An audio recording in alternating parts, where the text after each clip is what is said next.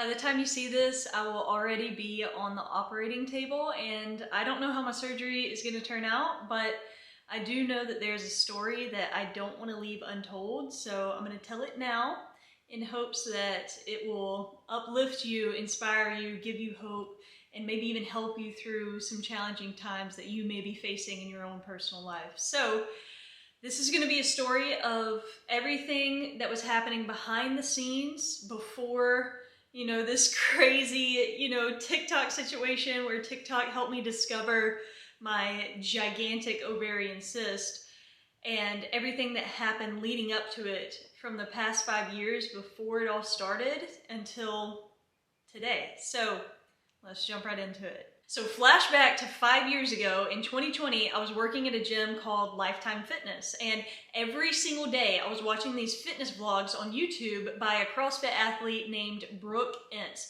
I absolutely love Brooke Entz. She's super inspiring and super motivating to me. I loved her vlogs back then. I love them to this day, and back then I remember thinking, that is the dream. That is what I want to do. And this is before I ever had a TikTok, before diastasis recti, before the ovarian cyst, before any of it. I was just, just fresh out of college, working as a personal trainer. And I was just so moved and so inspired watching these fitness vlogs. And this is part of the story that, I might lose some of you, and that's unfortunate, but I promised that I would tell the full truth, and it wouldn't be the full truth without telling this part of the story. And, I would forever regret it if I didn't tell this part, because this is the biggest deal to me, and I think that it has, the biggest impact on the entire story. So back then, whenever I was like daydreaming about being able to do what she does, I remember praying. I prayed to God. I said, God, that's what I want to do. I want to be able to travel around the country and make these fitness videos and, work out at these cool gyms and go to these cool restaurants and inspire millions of women.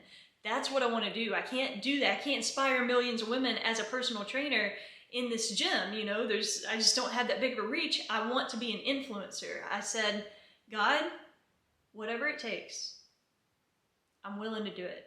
And looking back, I should have been more specific because I didn't know it would take all of this, but no, I'm kidding. It's been an honor and a journey going through all of this, but I know that the person that I was then was not prepared to be where I am right now. I'm grateful for all of the struggles and how it led me here, because I like who I am better now than I was before. So let's get into it. Let's get into how all of it went down, what happened after the prayer, and how we got here. So 3 months after I prayed that prayer, I started developing diastasis recti and hernias, but I didn't notice any of the changes because they were so slow and so gradual. So I didn't notice my stomach was changing until people started asking me if I was pregnant. And I will never forget the first time that someone asked me. I had just coached a fitness class, and one of the ladies that was in the class, she came up to me afterwards and she said, "Hey, I know I don't know you very well, but usually you have a tiny tummy. Are you pregnant?" And I just laughed it off and said that I had a food baby because I had just eaten before the class, and I said I was a little bloated. And up to this point in my life, I never had body insecurities. Now, there were parts of me where I was like, oh, I want to get stronger. I want my shoulders to be more like rounded and more, I wanted to be strong, but I wasn't insecure about my stomach or anything. Like I didn't have insecurities at this point. And I still didn't whenever she asked me. And I was just kind of like, oh my gosh, like I can't believe she just said that. But after 3 people asked if I was pregnant, I cried in the bathroom at work. And that was 4 years ago. And I have thought about my stomach every single day since then. So many people have asked me in the TikTok comments, how did you let the cyst get this big? Why didn't you ever go get it checked out? How did you not notice your stomach changing this much? But you know how you look at a word so long that it doesn't look like a word anymore? I feel like I looked at my body like that. I feel like I don't actually know what my body looks like anymore. I still don't think I can fully see it the way that someone who has seen it just for the first time now is able to see it. And I hope that once I get this cyst removed, that I will be able to see it clearly and not judge it so harshly. That is something that I've been working on, but because the progression was so slow and so gradual, and I'm with it every single day, not only am I seeing it in the mirror day by day by day, but I'm feeling it and I'm adjusting to the changes so slowly and gradually over time that I don't notice it until one day I was like, you know, I can't button these pants that I could wear last year. And, you know, that's kind of when I was like, okay, something's going on. But I still didn't know that it was an ovarian cyst. So while you might be able to see my stomach today and hear all of my symptoms and be like, yeah, clearly something is going on, something's wrong, the symptoms were so spread out and so sporadic that it didn't set off alarms in my head as like, oh, something's wrong, because there's no pain. Even to this day, there's no pain, and I'm able to perform at a very high fitness level. Like, my physical fitness and my physical activity is very high, and I feel good doing it. Like, I feel very healthy. So whenever these symptoms would pop up, I would just brush it off and, you know, justify it because I'm still healthy, I still feel good. So, you know, obviously nothing else deeper is going on. But I do want to take you through the symptoms so that, you know, you can see, and maybe these would help you or help someone who is also facing an ovarian cyst and is unaware to maybe be able to take this as a sign to like, hey, maybe let's go get this checked out instead of brushing it off or justifying it the way that I did. So starting in 2020, before there was any changes in my physical appearance, I started getting blood clots in my period. Now, this is not, you know, a sign of something being wrong. A lot of people do have blood clots, but for me, that was new. That was something that was different. And anytime that something changes like that, you need to go get it checked out. And I know that now, but back then I talked to some of the other girls that I was working with and some of my friends, and they were like, yeah, I have blood clots in my period. And I was like, oh, okay, well, as long as there's no other pain or no other issues, then I'm okay. Like, I don't need to go get it checked out. So I didn't. In 2021, that's when people actually started asking me if I was pregnant. Now, at this time, I was actively trying to bulk up. I wanted to get stronger. I wanted bigger legs, bigger butt, you know, bigger arms, like not a bigger waist, but I thought that that was kind of just like a result from it. And it is. If you're trying to bulk up, you're going to get proportionately bigger. So I started, you know, bulking up, and I figured, I was like, okay, people are asking me if I was pregnant, but I'm also just like gaining weight and getting stronger. I'm lifting heavier, you know, I'm building more muscle. So maybe I'm also building more muscle around my stomach, around my core, and that's what people are noticing. So I justified it as like, oh, I'm just bulking up and I'm getting a little bit bigger. 2021 is also the year that I started developing the diastasis recti and the hernias. So I got hernias from lifting heavy with bad form. So what I was doing was I was deadlifting very, very heavy for me, and I wasn't wearing a weight belt. Weight belts won't protect you from things like hernias or injuries, but they can support you if you're already strong enough to carry the weight. Anyways, that's a story or a topic for a different video. But what I was doing was I was lifting while pushing my stomach out. Again, no weight belt or anything. I was just pushing my stomach out, because whenever you're deadlifting or squatting like a heavy weight, you are increasing the amount of pressure in your abdomen. So all of that pressure needs to be contained by you squeezing or bracing your core like somebody's gonna punch you in the stomach. That's the proper way to brace your core. What I was doing was pushing my stomach out. So all of that pressure was pushing out through the weak point in my core, which is the linea alba. So the linea alba is a white line that runs down the middle of your stomach, and it's just connective tissue that basically just holds your six-pack muscles together, and that is the weak point in our core. So whenever people have babies, like women will always get diastasis recti at the end of their pregnancy, or maybe even, you know, somewhere in the middle, because as their stomach expands, your stomach needs to have room or make room for that baby to grow. So our bodies are naturally designed to stretch out through this linea alba. So whenever I was lifting heavy over and over and over by, while pushing my stomach out, it was pushing out against this linea alba, stretching it apart, very similar to the ways that, this happens during pregnancy. And at the same time, because that was being stretched and weakened, I developed 3 hernias in the middle of my stomach. And you might be able to see them right here. So I have 1, 2, and 3. You can't really feel them right now, and it kind of feels flat because of the ovarian cyst. And my belly button also started going out. So that was actually the first, signs of anything that was changing to me, is whenever I noticed my belly button, popping out more. I was like, what is that? Like, that, clearly something is wrong now. And I didn't know about diastasis recti or any of this at the time. But then I remember, taking pictures like on the 4th of July back in 2021, and I noticed like a couple of little dots in the middle of my stomach, and that turned out to be the hernias. Now, the hernias are just fluid filled, so they're not like organs pushing through, but that did happen because I was lifting heavy with bad form. Now, by fall of 2021, I actually moved to Miami, and I went from a small town in Georgia to big city Miami. And I know this might sound like a random part of the story, but it's important, and you'll see why in a second. So I had like 30 plus people ask me if I was pregnant. I stopped counting around 30, but I know that it was at least that many while I was in Georgia.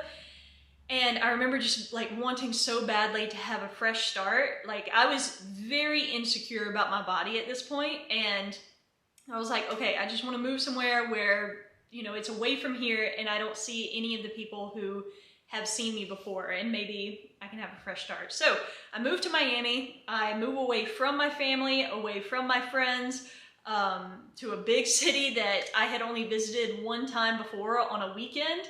And so I started doing CrossFit. I was a CrossFit coach at the time. And as I was doing CrossFit, I remember noticing whenever I would do ab workouts, this doming or coning happening in the middle of my core. So I started looking into that. I started Googling, everything that I could about all the things that were going on.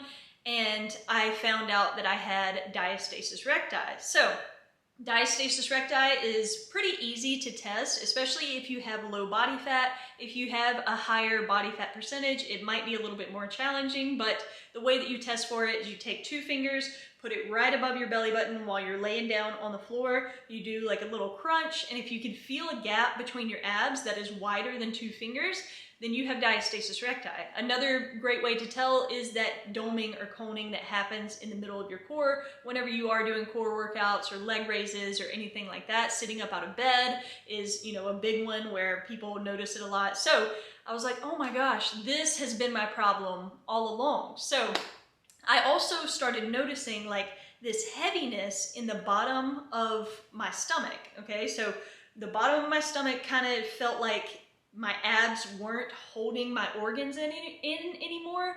And I was just like, oh my gosh, they've gotten so weak and my abs have separated so much, because I had a 4-finger gap. It wasn't just 2. I had a 4-finger diastasis recti gap between my abs. So once I figured out, oh my gosh, this is my problem, this has been my problem all along, then I started doing some deep core training exercises, things like stomach vacuums and dead bugs and bird dogs and things like this, right? So these are all great things to do if you have diastasis recti. And so I started doing them. And I remember around this time, so it was late 2021 or early 2020, somewhere around there, I remember experiencing one of the worst pains I've ever had in my life. So I was coaching a CrossFit class. I was standing up at the front. I was in between classes, and I was about to start the next one. So everybody was, quieting down and looking up at the front, waiting on me to lead them through the warm-up.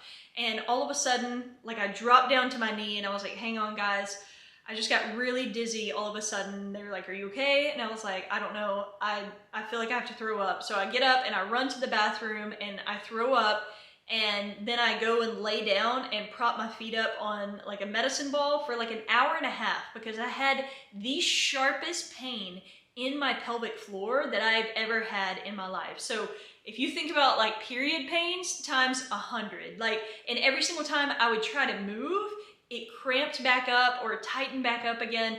And I was just like, I was struggling. Like I was like, oh my gosh, like this is horrible and I don't know what's going on. And it scared me because it went from feeling fine, like I felt great, like people, you know, around me and everything were just like, that came out of nowhere. And I was like, yeah, I know. So I didn't know what it was. And of course I should have gone to the doctor, but at this point I was struggling to pay for rent. I was struggling to pay for food. I did not have health insurance. And I was like, I can barely afford to live here right now. Like I definitely can't afford to go to the doctor. So I was like, okay, like my friends were telling me like, you need to go to the doctor. And I was like, I will go to the doctor if something else happens or if I notice any other changes that are concerning. And I was like, I promise, you know, I'll keep a check on it and make sure that it's not gonna be, you know, continuing to happen because I can't live like that. Like that was like a recurring thing. So I justified it by saying like, okay, I've been doing all of these stomach vacuums and deep core training exercises. So that's probably like why the cramp was so severe. I was like, you know, the muscles are just like super, you know, I've been overworking them or something. And then like, I was having other symptoms around this time, like not at the exact same time, but like later, maybe late, it was probably early 2022 or mid 2022. I started noticing like my hair is starting to fall out more in the shower. And I'm not talking about like clumps of hair. I'm talking about like whenever, you know, you condition and I brush the conditioner through my hair, I notice more is like on my fingers than usual. And I was like, well, I am in a new environment. I was also bloating more, but I was like, I'm very stressed out because I'm away from my family. I'm adjusting to a new place. So all of these things really weren't super alarming or concerning because I had justifications for them, right? And they might not have been good justifications. I'm not saying, you know, I'm not trying to justify my justifications from the past, but I'm just letting you know that this is exactly how it happened and how I was able to like cope with it for so long or to, you know, justify it for so long because they were spread out and because I was like, oh, well, it does make sense that I'm more bloated because I'm more stressed out and, you know, I'm struggling to pay rent and I'm, you know, it's just all of these things added up. So after that experience, I actually started getting better. So like my core started to get smaller and stronger.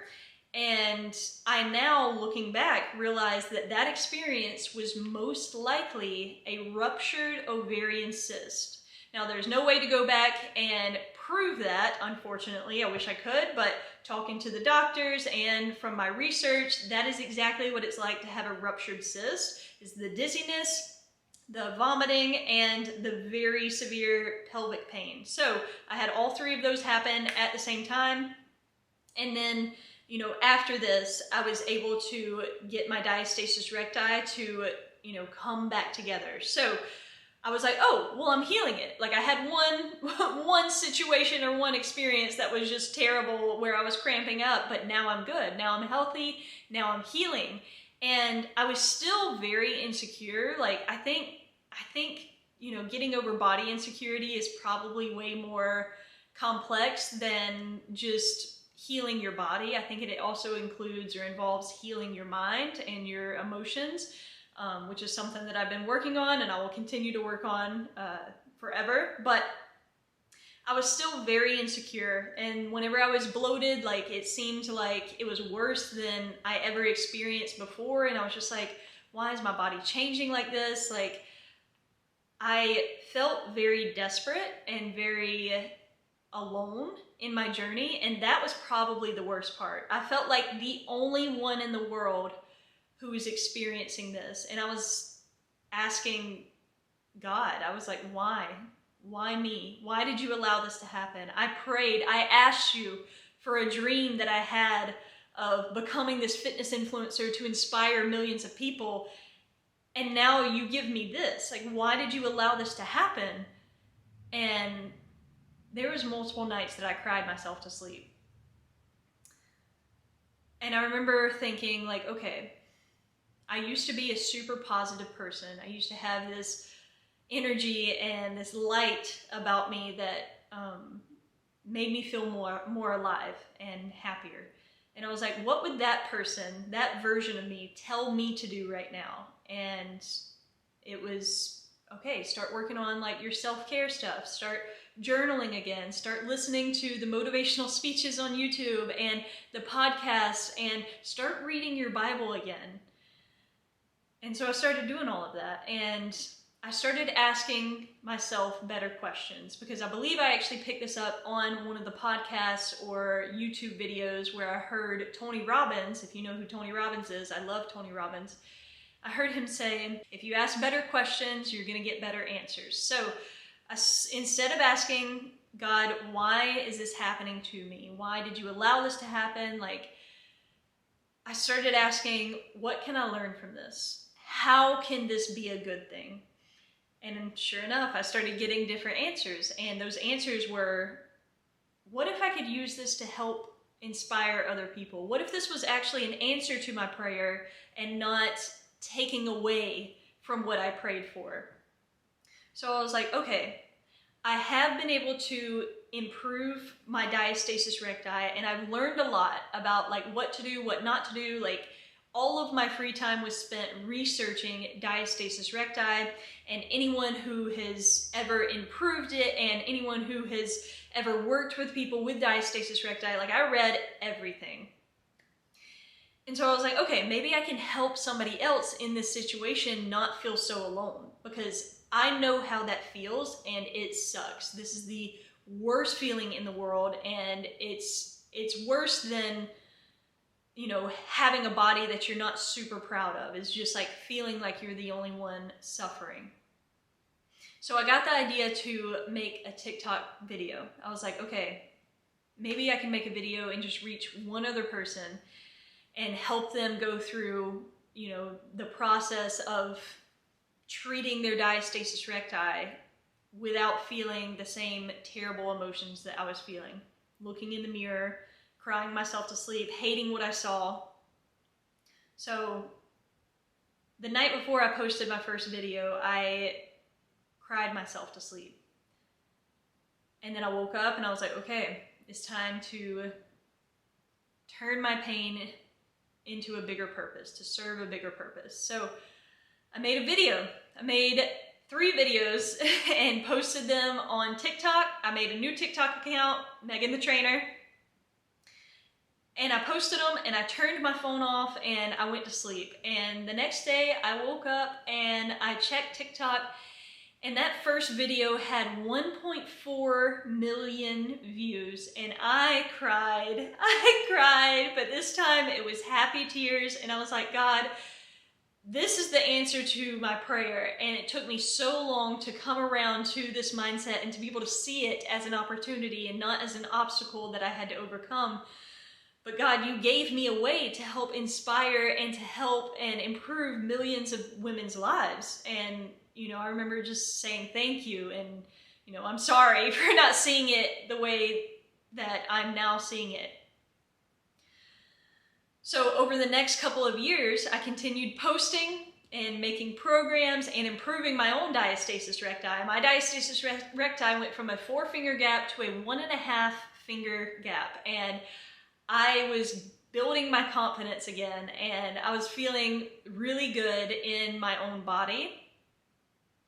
And then sometime last year, after around like late summer of last year, my stomach started getting bigger again, but I felt like every part of me was also, you know, getting bigger. I was just gaining more body fat, and the truth is I got into a new relationship at the end of last year and started going out to eat more and started, you know, not being as consistent with my workouts or not training as hard with my workouts. And this was my first serious relationship. So I didn't really care about my body changing. I was just, you know, happy and living my life and trying new food and cooking new things and, you know, having a blast. And it was winter time as my body started really changing again. And I didn't notice it then until the beginning of this year, the beginning of 2025.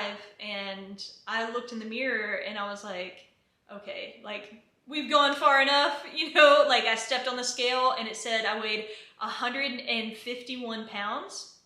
And I was like, what did I weigh last year? Like, I can't really remember, but I did do like a body scanner last year. And I went back to my email where it had sent me all of the results and it said that I weighed 139 pounds. And I was like, oh my goodness. Like, I did not realize that I gained 12 pounds. And in my head at this time, I was like, it was 12 pounds of body fat, you know? So I was like, yep, summer's right around the corner. Like, this is around January. I was like, I'm ready to, you know, start losing body fat so that I can look good in a bikini again.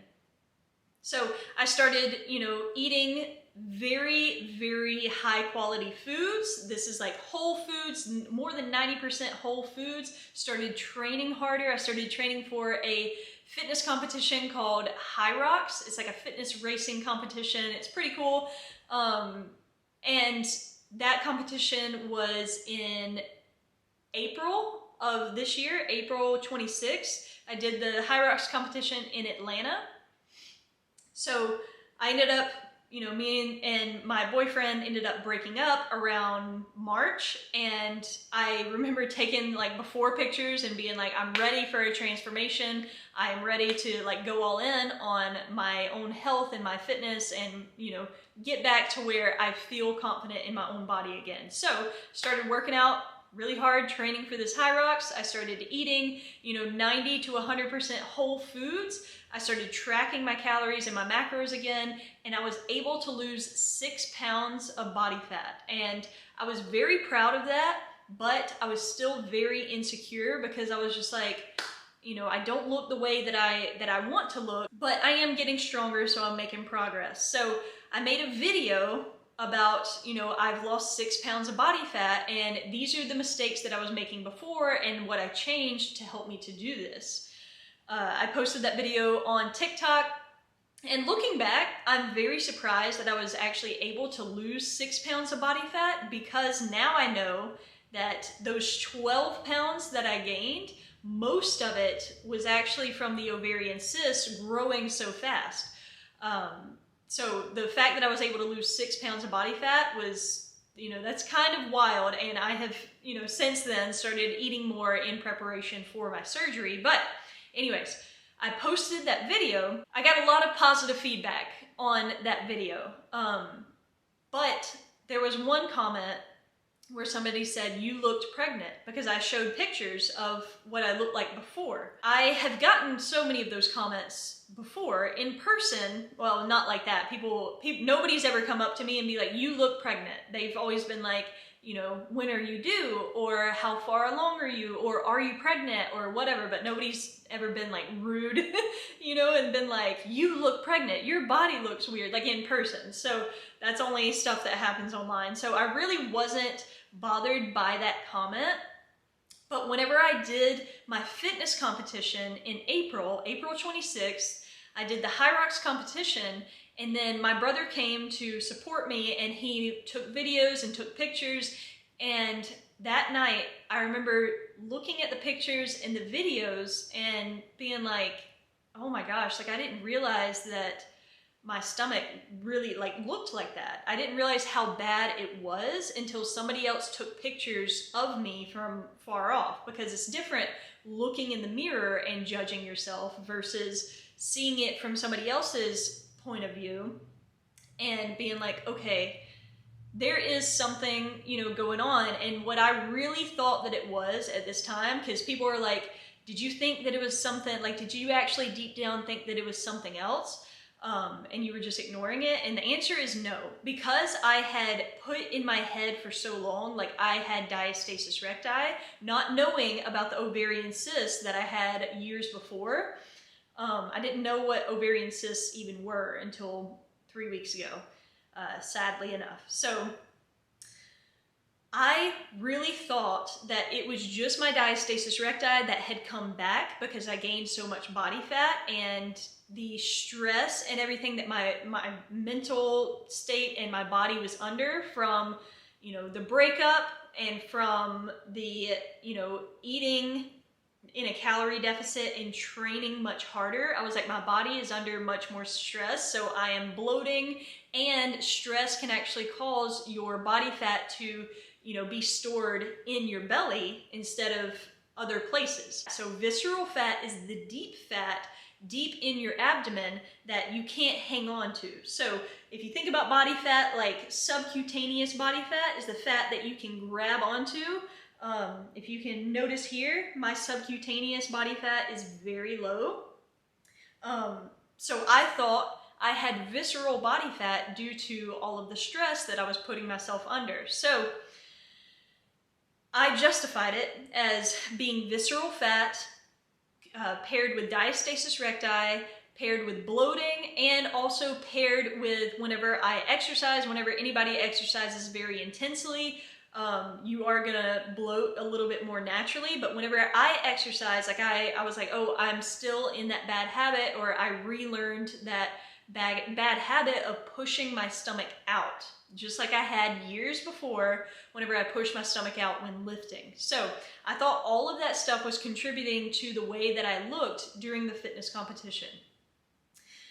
Now, I went to visit family after that fitness competition. I went home, saw my family, told them about it. I was very, very proud of my progress, or of my performance at that competition, because while I was there, somebody actually, people thought that I was pregnant. Somebody actually came up to me and she was like, way to go, mama, and like fist bumped me. And I was just like, thank you, like I didn't want to ruin the moment. I was really trying to focus on appreciating my body for what it could do instead of judging it for how it looked.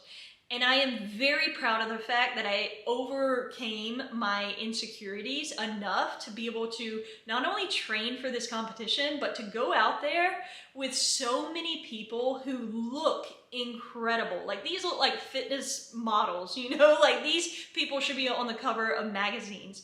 And I went out there and I did what they did, and I did it well. So I was very proud of that. So I was really trying to focus on that. But once the excitement was over and done with, and I visited my family and I told them about it, and then I looked at the pictures and I started thinking about it, and I was like, man, like I really had been neglecting my deep core training, and I've regressed in my journey. So I was deciding, okay, whenever I get back home, I am going to start working on my deep core training. I'm going to get back in my like Pilates era and start, working on doing the mind muscle connection with my core again, because I don't want my diastasis recti and my bloating and everything to get any worse. So I remember driving back home, and it was a couple hours of a drive from my family's house to my house, and I was driving alone, and I remember just like praying about it and just feeling so defeated. Like, I had been working so hard. I was in a calorie deficit for over a month. I was training super hard. I joined a run club. I was like one of the best runners at the run club. And I was able to perform really well, but my body was just not looking the way that I wanted to. And I remember praying, like, God, I've tried for so long to overcome this, and it just seems like I can't overcome it. Like, it just keeps coming back into my life, and I can't do this. But God, I know you can. I've tried doing this on my own, and I'm done trying to do it on my own. I need you, and I can't do this without you. So please, please help me. I surrender all of it to you. I'm willing to do whatever it is that you want me to do. And I cried on that car ride home, and by the time I got home, I was like, okay, I'm gonna go on a walk, just kind of like clear my head. I'm gonna journal about it. And I actually have my journal entry. I might actually get that for y'all, just so you can see what was going through my mind at that point. So my camera actually just overheated and I took a break to go eat lunch and now I'm back. So I'm gonna share with you my journal entry that I made before posting that viral video that ended up changing my life. So what was happening before that is I went to go for a walk and I was just praying and, you know, trying to figure out what I needed to do. I was just asking God, like, please show me what you want me to do, lead me where you want me to go, because like I said, I can't do this without you. I've tried. And I really felt like God wanted me to lay down my pride. Like I had been trying so hard still to appear perfect. Like I had it all figured out, because I thought that that's what it took to help people. I thought that if I wasn't perfect, then people wouldn't want to listen to me. Like if they knew that I was still struggling, why would they want to listen to me? And I really felt like God was just telling me to lay that down, because that was just my pride. And it was preventing me from serving the purpose that He called me to do. So this is what I journaled after going on that walk and kind of coming to that realization. April 28th, 2025, by coming out of hiding and being authentic and vulnerable with my insecurities surrounding diastasis recti, I will undoubtedly receive hate and insults and bruises to my ego, but I will also help so many more people. I must sacrifice my pride, my desire to appear perfect, like I have it all figured out, in order to serve my purpose. I cannot hold on to my shallow pride if I want to go deep into my purpose. I must risk being made fun of, being shamed, being criticized, being disliked, etc. if I truly want to be who God created me to be. By stepping into this vulnerability, I'm actually releasing my inhibitions that are keeping me from reaching my full potential. No insult, no comment, no person's opinion can keep me from my God-given destiny. If God qualified me, I need no other validation or approval. I am well equipped. I have everything I need right here and now. Sacrifice your pride and start serving your purpose. So I feel like that sums up pretty well what I felt like God was telling me to do, because I had still been trying to hold on to this idea of the fitness influencer that I wanted to be, the perfect one that everybody looked up to, that was like, oh, I want, body goals. Like, I was still working out of my own ego, and I wasn't depending on God. And I think ultimately that's what He wanted from me. And also He was using this situation to be able to get me to draw closer to Him and to be able to help reach more people through my story. So I was like, okay, I'm gonna make a video. I'm just gonna come clean. I'm gonna share everything that I have been struggling with mentally, physically, emotionally, because there might be somebody else out there, just like that first video that I posted, who needs to hear what I have to say, because they need to know that they're not suffering alone. So I made that video, and just like the first time that I made a TikTok video, I posted it, turned my phone, or turned TikTok off, got off of TikTok for the day, didn't look at it the rest of the day, and I felt free. I felt like I had finally let go of trying to be this person that I wasn't, and I cried on that video, and I just, I went for 10 minutes straight, and I don't even think I edited the video at all. I was just sharing from the heart. I didn't have a plan. I was just like, look, this is what I'm going through. If you can relate, just know you're not alone. And I thought that that was going to change other people's lives. Little did I know other people were going to change my life. So I got back on TikTok the next day, and I saw people commenting and saying hey, we hear you, I see you, but actually you look like my aunt or my sister or my mom or whoever who has actually had ovarian cysts. You might want to go get that checked out, because I don't think you just have diastasis recti, because I did have that, and I still do have diastasis recti, but that turns out that it was the symptom and not the cause of the things that were happening.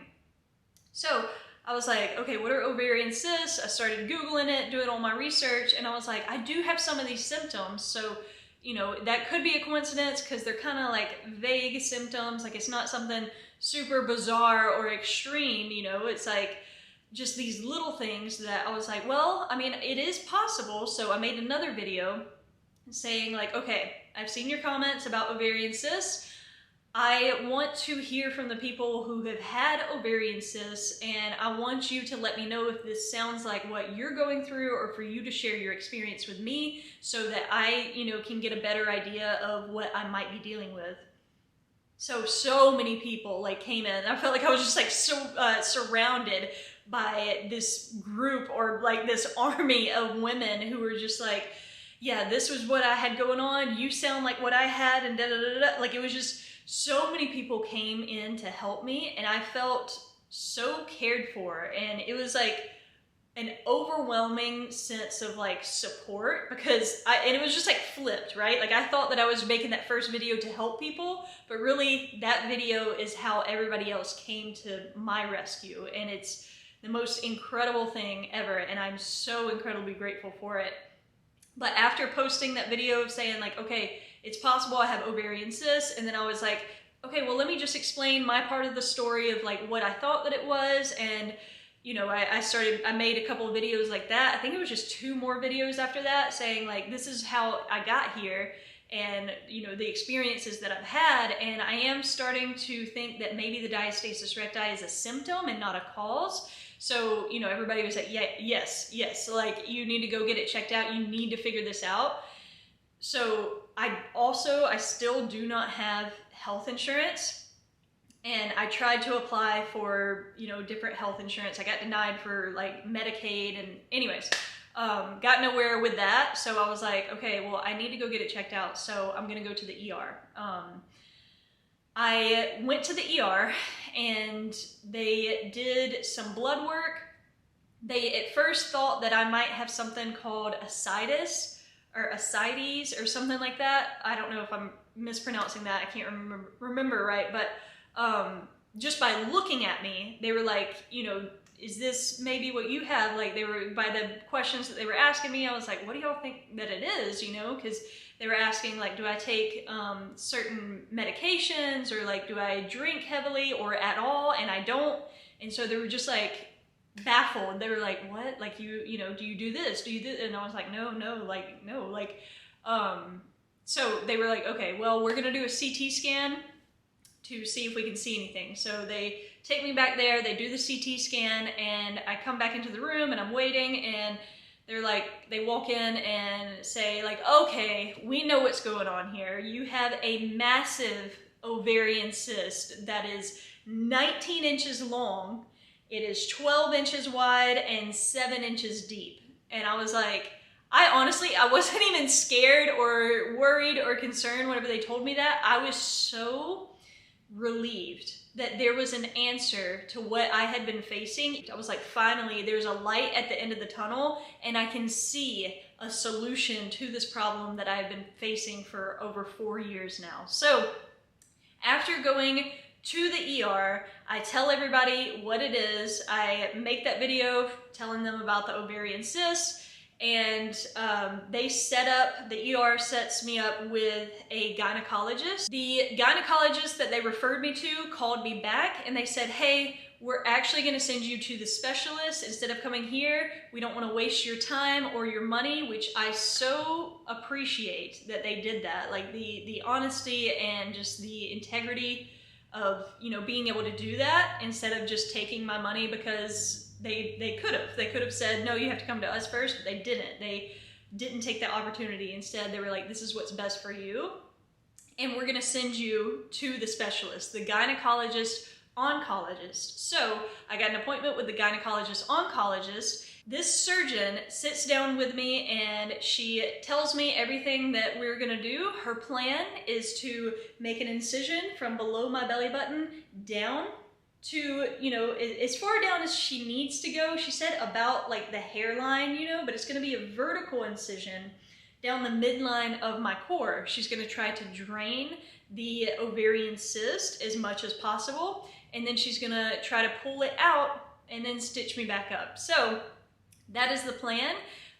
If things need to be adjusted in the middle of surgery, she's gonna do that, and I trust her to do that. I really feel like she's qualified, and you know, I feel like she's capable of doing the job. She made me feel very comfortable.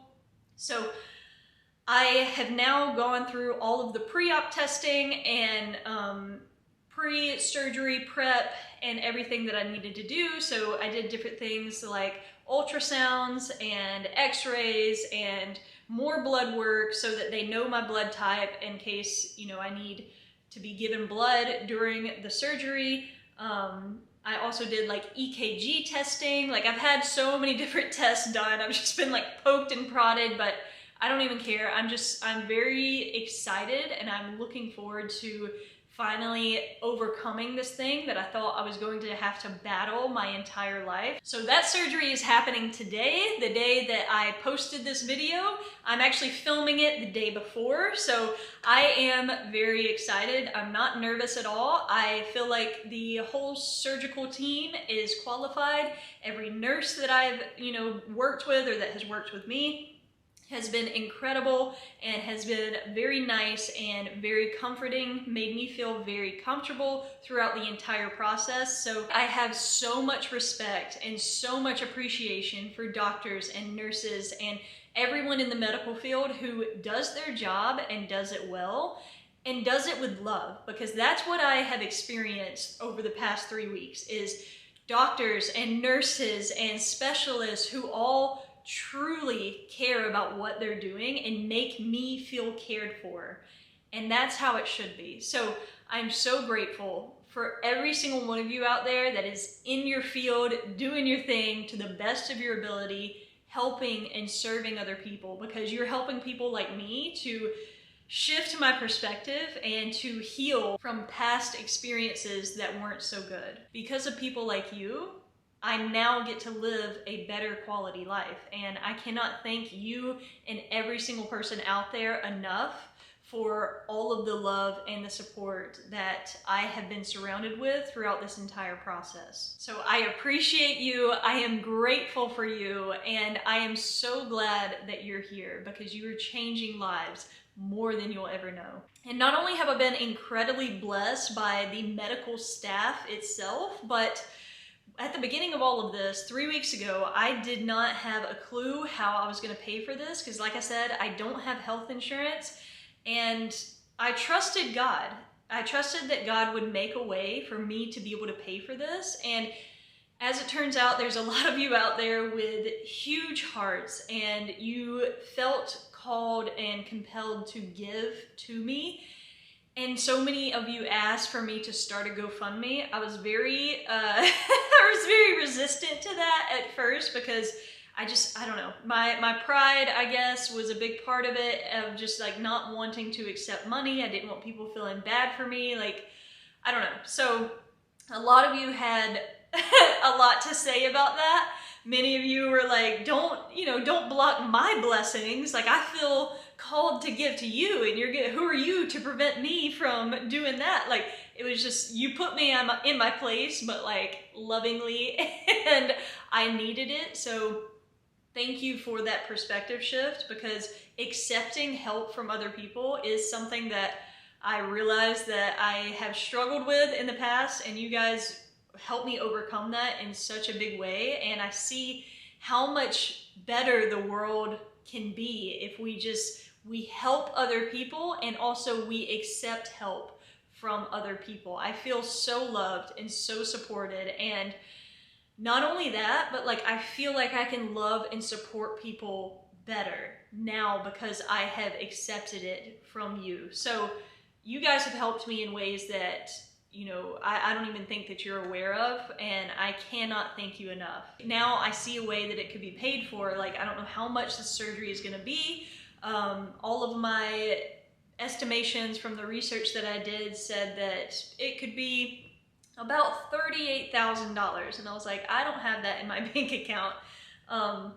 But with the GoFundMe, I was prepared to set up a payment plan, and I was like, okay, I'm gonna do this. So I go to the pre-op appointment, And they sit me down at the desk and they're like, okay, since you're self-pay, you got to pay this amount before you actually go to your appointment. And then they were like, but we're going to give you a self-pay discount if you pay it all right now. We're going to give you 75% off. And I was like, oh my goodness, like that's incredible. So it ended up being $340. And I was just like, thank you, God, that this is a thing. I was so grateful. I sent a message to my mom telling her about how excited I was about that. And so I go back to my appointment, like I pay for it, I go back to my appointment, and whenever I'm coming out, they stop me. They like call me back over to the desk, and the lady said, I just wanted to let you know your payment was canceled. And I thought that she meant that like my card declined or something. And I was like, oh, like I'm sorry. And I started to like grab my card again. And she was like, your payment was canceled and I gave you a refund because your financial assistance came through and said that it's gonna pay for all of it. And I was so confused. I was like, what? You know, and she had like the biggest smile on her face. She was the sweetest lady ever. And she knew what she was telling me, and she knew that, you know, I wasn't understanding it. And I was like, what do you mean? You know, and she was like, the financial assistance came through and it's going to pay for 100% of your medical bills. I sent you an email about it and I sent you a refund, so that money should be back in your account. And I was just like, I couldn't believe it, but I was just like, oh my gosh, like, thank you so much. And she was like, you're welcome. Like, you have a great day. And I was like, you have a great day. You know, like, I was like, what is happening? So I just walked out of the office and I was walking through the hospital and I didn't even know where I was going. And I was just like trying to comprehend what I just heard. And I'm checking my email and I get the email and it says 100% of your medical bills at this hospital are going to be paid for. And I walk outside and I start crying and I call my mom and I'm trying to like compose myself because I don't want, like, she knows I'm at the hospital and I don't want her to think something is wrong, you know? So I'm like trying to hold it together, but she could tell. I knew she could tell, but I told her that it was all paid for and she was just blown away. Like my whole family, whenever I told my whole, like everybody, they were just like, oh my goodness. Like this is so, like it's the biggest blessing in the world and I was not expecting it at all. And I cried so much that day. I think it ended up being like 7 times that I cried because I was just overwhelmed with like, it is so obvious how God's hand was in every aspect of this journey. And I am just so incredibly grateful for every single one of you and for every single blessing, because that's what it truly is a blessing. 5 years ago, I asked God if I could be an influencer. I told him I was willing to do whatever it takes. Whatever it takes, I'll do it. He took me down a route that I would not have chosen, you know, if it was up to me, but he has answered that prayer, not in the way that I expected, but in the way that I needed, because that prayer, whenever I prayed it, it was selfish. I had envisioned me being perfect and people looking up to me because like I had it all figured out. God saw a better way and he took me in that direction instead. And I am so grateful because it turned me into the person that I am today. I wanted so badly to be able to walk with the confidence of what I did, but now I get to walk with the confidence of knowing what God can do. And I remember hearing this quote just a couple of weeks ago, that God can do more with your surrender than you can do with your control. And I cannot tell you how true that is. If you have seen this journey play out, then you should be able to understand that more than anybody, because the moment that I surrendered, the moment that I gave up trying to be perfect, trying to do it without him, he completely transformed my life. I have a completely different outlook on life and a completely different experience and perspective on life than I did before. I thought I needed a perfect body to be able to inspire people, but God had a better dream. He knew that he could use my flaws and my insecurities and all of my struggles to be able to inspire way more people than if I was perfect. And now this dream isn't just about me anymore. It's about you. It's about this community that has just gathered together and surrounded each other with their love and with their support. And This is how the world was meant to be. It was meant to be, you know, people helping people, people loving people, people supporting other people. It's not about us being selfish. It's about us serving a bigger purpose than ourselves. I want to say thank you to every single person out there who has supported me and been with me on this journey, because it has been the wildest ride and the most incredible thing. So I don't know what's going to happen during the surgery, but I do know this: God has never let me down before, and I don't expect him to start now. So no matter what happens, there has been an incredible community that has been built throughout this entire journey, and let's just keep building this incredible community. I truly believe that this is only the beginning, so I'll see you on the other side.